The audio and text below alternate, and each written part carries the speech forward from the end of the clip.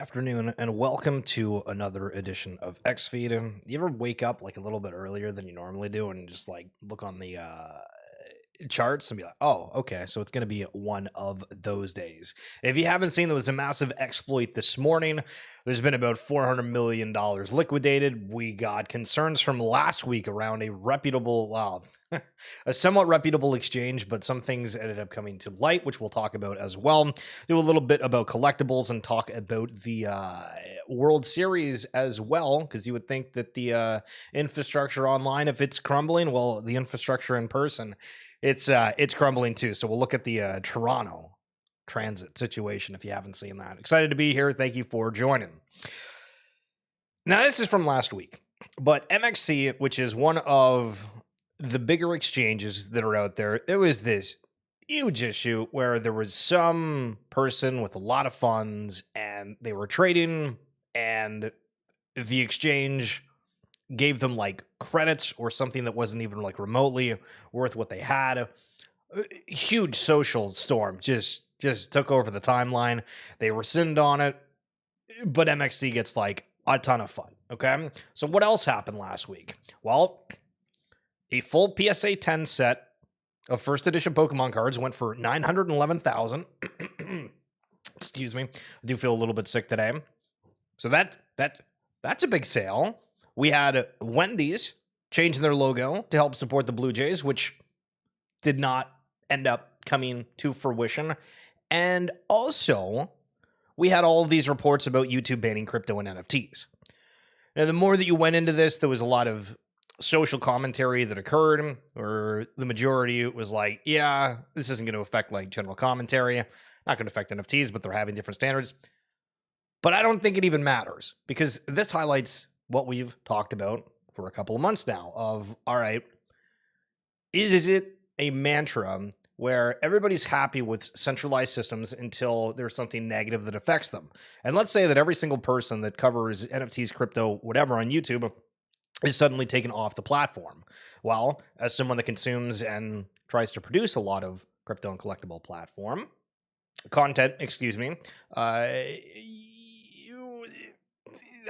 we would just find somewhere else to go, right? Like wherever the creators that I watch would go, I would go there. And if it happens to be off of YouTube or these other platforms, is it on X? Is it on the Rumble, the Kick, all these other ones? Is it some other thing that's more decentralized? When these things happen and you feel not great about them, well, it seems like a blip on the radar, but we're all going to move because we like what we like. You know what I mean? Like when you're an adult, you can pick what you eat every day. When you're a kid, that's not necessarily the case. And when you're an adult, you consume the content you want. It doesn't matter what friggin' platform, we're going to make it happen. CZ saying many dips along the way. Well, I guess he meant that actually. That was happening on Halloween just a few days ago. And Murakami Flowers. You guys know the artist that did some of the traits for the Clone X platform? Takashi Murakami, just a big artist overall. At one point doing Murakami Flowers that were just NFTs and flowers, and then jumping into trying to do the trading card space, if you will. And on the most recent edition of the RWA SegMints Podcast, which if you want to take a listen, it's down in the link below if you're on YouTube or on my bio on X, we talked with Jeremy from the Orange Cap Games team that does Vibes TCG, and I asked him, man, it feels like everybody is getting into TCG. So we've got Azuki doing it, we have Vibes, we have Murakami Flowers, we have Chimpers that are starting to get into that as well. Now, for the Chimpers cards, it feels like those are maybe a little bit more collectible based than like the full trading card game, but Deadfellas might be coming out with something as well. Everyone's doing these TCGs, so what's going on? Or are we in just like the hype phase around TCGs? Here's what Jeremy had to say. Into play card games right now. I think what's exploding right now is the collectibles scene, which is totally fine. Again, I'm a collector myself of many things, but I think in the TCG space, it's less about playing the game and it's more about collecting these rare items, which is, we love those people as well in our game, but we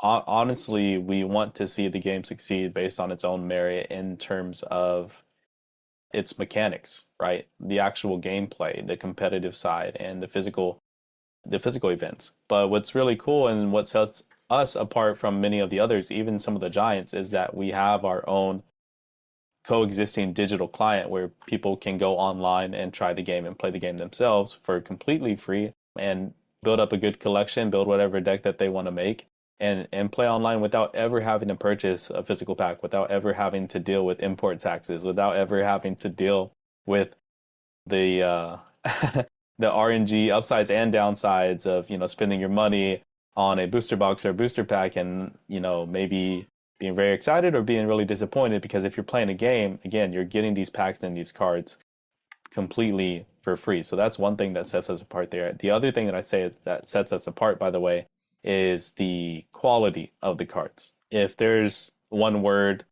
that, you know, Spencer hammers the most, is just quality. So there's no stone left unturned, there's no detail untouched.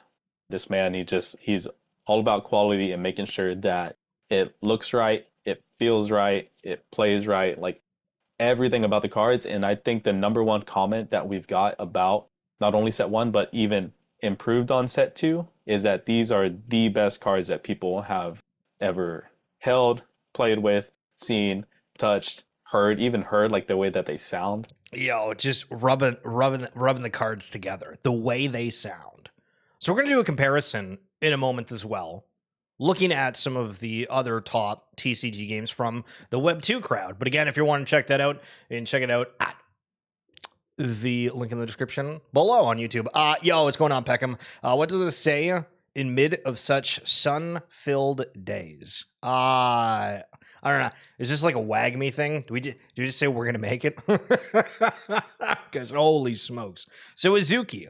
So Jeremy was talking about Vibes TCG, and I mentioned Azuki. And if you don't know, Azuki is just another crypto-related brand that came out with cards.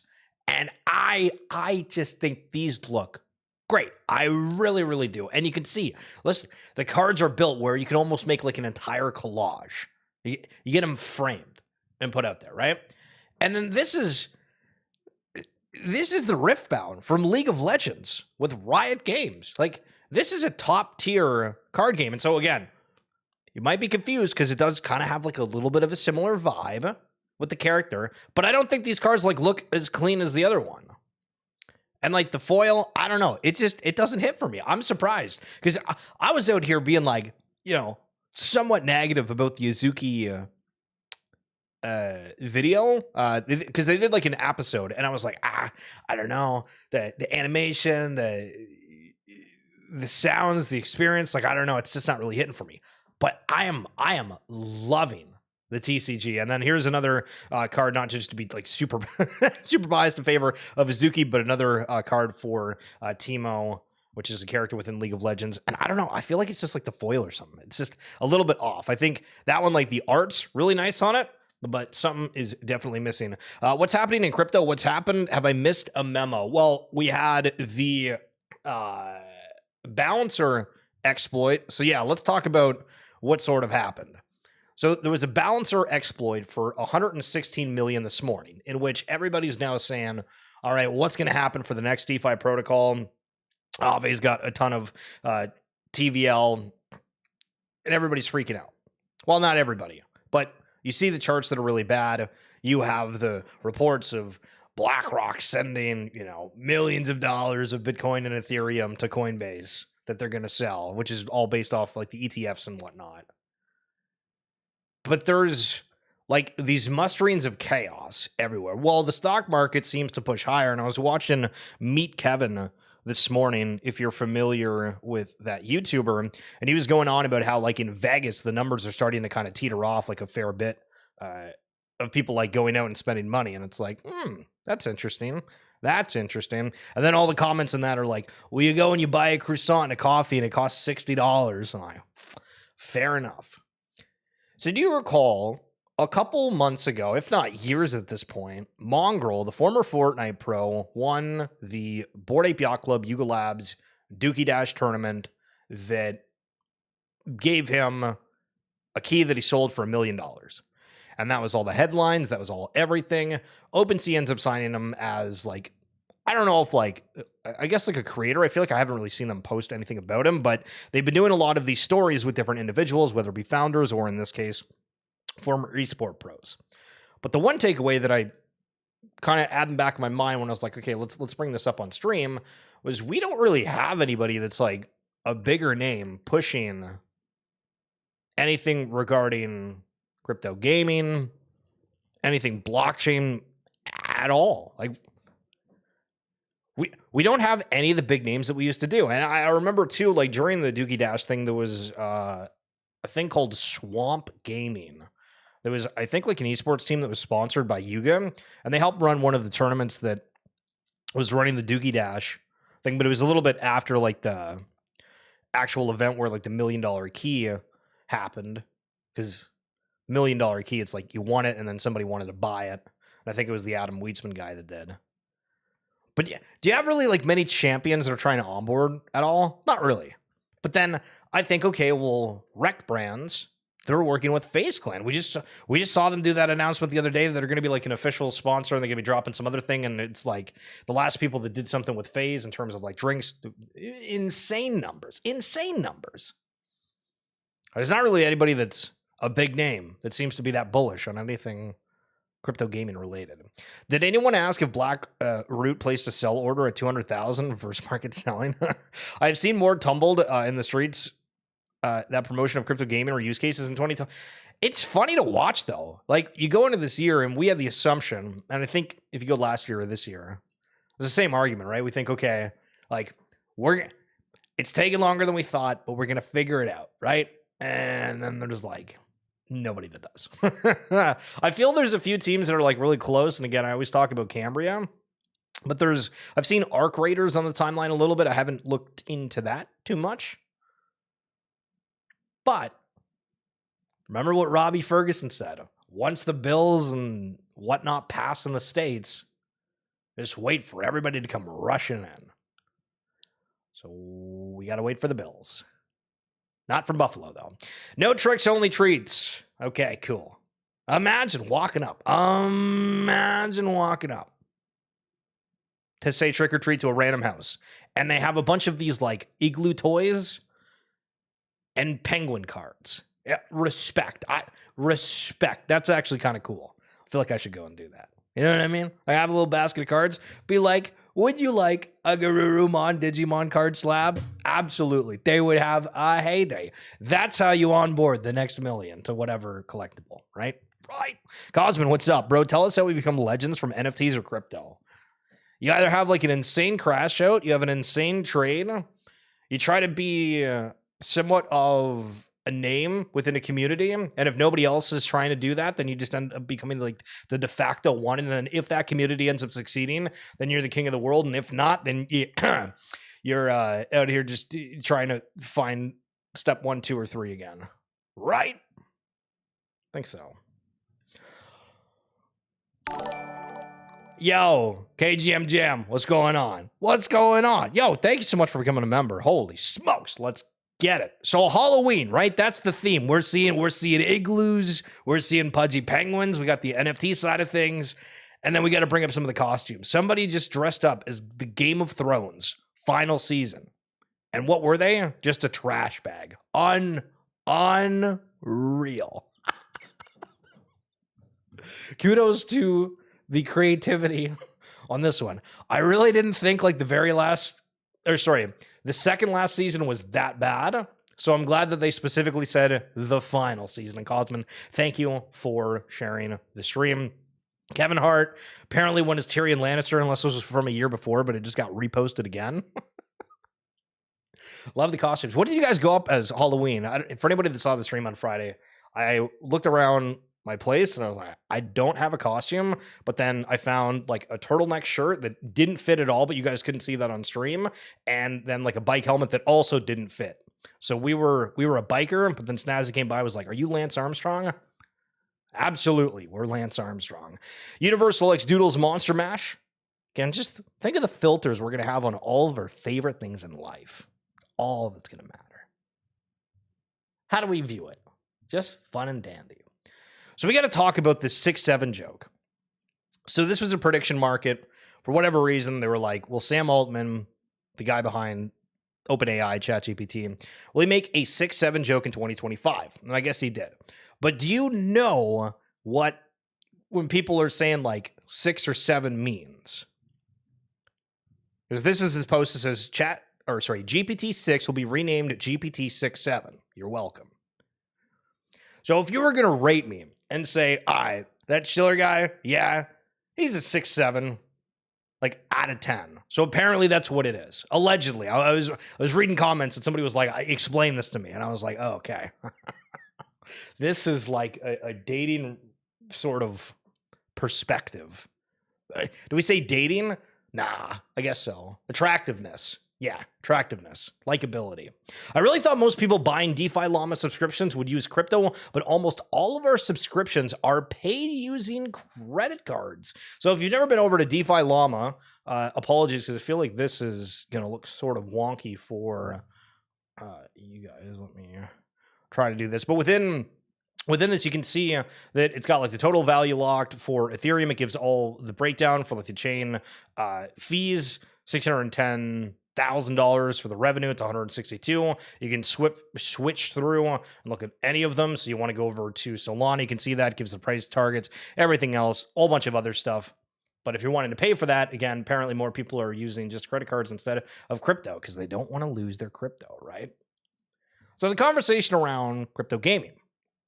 Did you know that Illuvium was doing their $20,000 pro league? I had no idea. I noticed it when I was just like scrolling because, on the top of the bar, when you're on X, it shows when somebody's live. And it said like the $20,000. Of course, when it's got the big dollar sign, you got to click on it. Of course you got to click on it. I was like, man, it just feels so quiet within here. And then I'm seeing everybody start posting about like the Wilder World chart. And I mean, ultimately within crypto, like it's not looking like that great. But Wilder World is down like 70% today. I mean, like even ignoring like this aspect, because that would end up being down like almost like 100%. I saw somebody else say that there was like an unlock happening, but again, for Wilder World, one of the metaverse plays out there. Holy smokes! What in the hell of it happened? Okay, so I forget if they're swearing in this, but you might not have seen it. The World Series, Game 7. It goes to extra innings. This is like a massive event. I'm trying to put into word, like, how do you phrase how significant Toronto going to like Game 7, or I mean, even the World Series, like massive. Like everybody I knew was posting about it. Everybody I knew was doing something around it. Like it was like the be all and the end all. Like it really, really was. It was like the Super Bowl for Canada. Like the Four Nations hockey tournament against the US, like that would be a close comparison. And I don't even know if that would like touch what the Blue Jays were doing. Anyway, the city doesn't realize or doesn't think, hey, maybe we should have things run a little bit longer. And then on top of that, apparently the time that they said was inaccurate because it was like daylight savings time or something. So they moved the clock back. They changed things. But anyway, people got stranded and it was an absolute ordeal. There might be swearing in this, but here we go. 12:30 is the cutoff for the 1 o'clock train. Don't bullshit people. Say 1 o'clock is the last one. It's not 1 o'clock. And that's the last one. That's bullshit. Bullshit. I call you bullshit. People, I'm trying to think of what the Uber rides cost at like 1:30 a.m. at Game 7 of the World Series, and you have like 40,000 people that are just stuck at the stadium. Hello, when are we gonna be smart about things? When? Yo, Vibes Blockchain, what's going on? How we doing? Guys, thank you so much for coming on through. Of course, we got a little bit more to go through. We do go live Monday through Friday, random parts of the day. We do the RWA SegMints podcast as well. If you want to check the link in the description below on YouTube or on my bio on X, it's been awesome hanging out with you guys throughout this year. We're going to continue to do so, and I'm saying that as if like tomorrow's New Year. It's not the case, but let's continue. OpenSea did under $3 million in swaps yesterday. So OpenSea, they've been doing this rewards program where, hey guys, go and do swaps, buy these NFTs. If you do a certain amount of volume, you will get these chests. And in season 1, basically you got back 50% of whatever the fees were for your trading, which is great. Wonderful. Some people ended up getting other value. I think it was like 64-ish. People got something potentially like a Bored Ape, an Azuki, Cool Cat, Crypto Punk, what the hell ever, from the team buying them. But wow, I did not realize that just like the volume would crater as hard as it has been. It maybe goes back to the point of, okay, well, OpenSea had all this excitement and then boom, it's gone. You can only hold it for so long, just the way the crypto space works. So down at 99% from the treasure chest hype, how could they incentivize you to come back? Or have they reached the point of no return? So on this graph, you can see the longest screen candle, we're touching just under $500 million. And this is, I think this is like day by day. So in a single day, the last day, it was that much to just literally nothing, where it's not even registering on the chart. Man, that's going to be tough to see because everybody was excited and they were thinking, hey. But then I've also noticed that people were posting saying, hey, well, this is what OpenSea is like generating revenue-wise. If they do a token, is it actually going to be that big of a deal compared to other? Maybe not. So Coinbase Institutional, back in August of this year, so a couple months ago, they said altcoin season is coming. At what point is altcoin season coming? As September approaches, the transition to a full-scale alt season is likely. Our positive Q3 25 outlook stems from macro trends such as potential Fed rate cuts and expected regulatory advancements. More key themes in this month's outlook report. Things that preceded relatively bad events. True. You guys want to play Simpsons and Fortnite?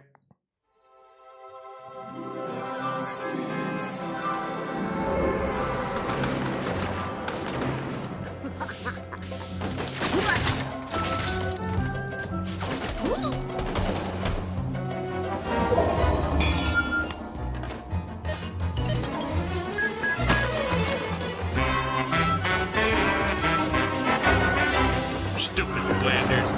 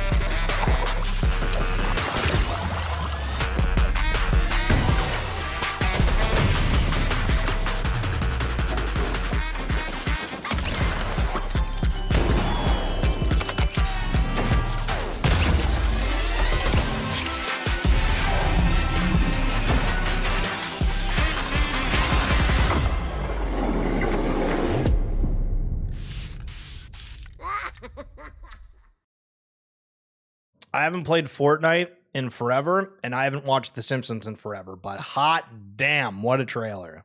That's why we keep talking about like brands and filters and all of this. And maybe one of the reasons that we're not finding many games that have found like success, and I mean this both like within crypto and elsewhere, in terms of like a mainstream scale, is everybody figuring out, okay, how do we come up with like a game like a battle royale where you can take these different brands and come together? And that was one of the reasons why I was so interested in what the Readyverse and Futureverse were doing, because it was like, okay, so if you have these worlds and if you have these brands and you have ownership of these in-game assets, well, holy smokes, you have quite a storm cooking of goods. But either way, Fortnite continuing to show that they are the top dog. And if you're just joining, you haven't seen $426 million worth of crypto long positions liquidated in the past 24 hours. This is a headline every like day. There's nothing new. You go on the timeline, okay, all right, we got another 100 mil. Okay, we got that going, we got that. And it's just pain and suffering. Pain and absolute suffering everywhere. And then the balancer hack. So apparently the person has gotten 116 million out of the hack. What transpires from this? What happens? Do people say, okay, like, I'm kind of scared of using any sort of DeFi thing, right? Like, there's all these happenings at the same time where it's like, all right, We got stocks rolling. We got crypto crashing. We got concern in the world in general. It's a very weird spot. It's a very weird spot. Let me bring up a couple more different things to go over here with you, though. Oh, so the other thing that I've been noticing, too, is when you just look and talk with anyone on the timeline, it is 90% bearish, if not 95%. I feel like there's a couple people that are like holding on hope, but the vast majority seem to be hella negative. We're going to talk about right quick is a couple collectibles just for the thought of it. Oh, also virtuals. Maybe we'll talk about that for a moment. Because that is something that I've been trying to get into, but I also don't really totally get, but I kind of do. Okay. So let's look in the sports world. So Panini blockchain takes over Golden Co., which is an auction, as this flawless Curry logo man 1/1 sells for $73,200. The second highest Curry sale all time behind the $99,999 Kaboom 1/1 green.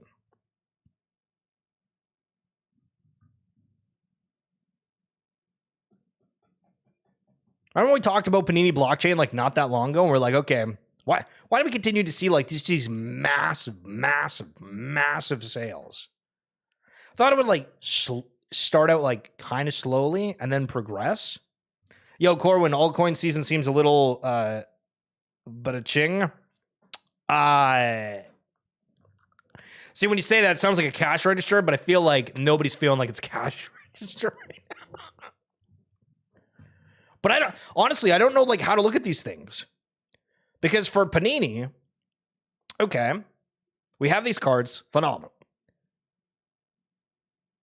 Are they going to do anything else with it, or is this that, right? Same conversation around NBA Top Shot. Is it just digital moments, or is there going to be a little bit more to that? And do we just have like that definitive know-how? And maybe it just is that. I haven't really looked at Panini like close enough to say, okay. But I feel like when we look at these NFTs and these collectibles that are on chain, the immediate thought is just like one utility for 90% of us. And so is there anything with it that would make this more valuable than the physical type of variant with the patch, with the signature, with the 1/1? Because that's what we originally argued back in the day. We said, this is a new form of collecting. There's going to be something where, you know, you flaunt that card in person being like, woohoo, I got that.